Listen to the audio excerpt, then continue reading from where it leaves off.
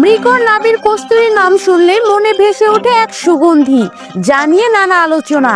এর এক তেল পরিমাণ পদার্থ কোনো বাড়িতে নিক্ষেপ করলে বহু বছর সেখানে তার গন্ধ থাকে। এমনকি কোনো গন্ধহীন পদার্থের 4,000 ভাগের 1 ভাগ মেশালে ওই 3,000 ভাগের কস্তুরীর মোহনীয় সুবাসময় করে।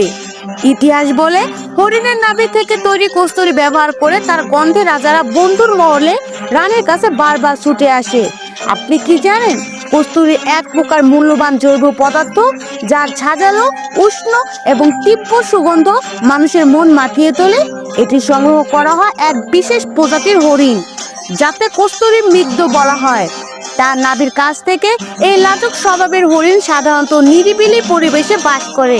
তাদের নাভিতে একটি বিশেষ গ্রন্থি জন্মায়, যা থেকে এই সুগন্ধি কস্তুরী তৈরি হয়।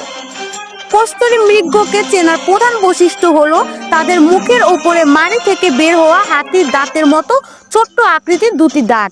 এই হরিণ সাধারণত 10 বছর বয়সে এই বিশেষ গ্রন্থি তৈরি করে।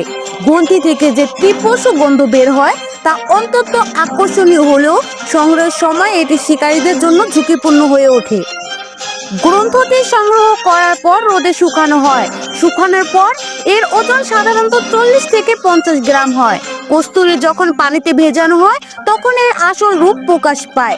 যদিও হরিণের মধ্যে এই গ্রন্থটির পরিমাণ পরিবেশ ভেদে ভিন্ন হয়, তবে 1 কেজি কস্তুরী সংগ্রহ করতে প্রায় 2000টি হরিণ শিকার করতে হয়।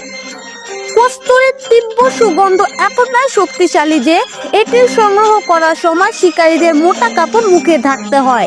এমনকি এর গন্ধের প্রবণে চোখ, নাক থেকে পানি পড়া বা মাথা ঘোরানো সাধারণ ঘটনা। অতিরিক্ত গন্ধের কারণে কারো কারো মৃত্যু পর্যন্ত হতে পারে। এই হরিণদের প্রধানত হিমালয়ের উচ্চ পার্বত্য অঞ্চলে পাওয়া যায়। তারা আকারে ছোট এবং অত্যন্ত সুন্দর দেখতে, তবে তাদের আত্মরক্ষার ক্ষমতা দুর্বল। কস্তুরীর তীব্র গন্ধই তাদের গোপন থাকার চেষ্টাকে ব্যর্থ করে দেয়।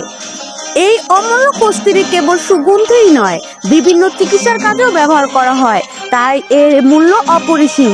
হরিণ নিজেই বুঝতে পারে না যে তার নাভির এই গন্ধেই তাকে সমস্যায় ফেলেছে। প্রকৃতি এমন সত্যি মুগ্ধকর।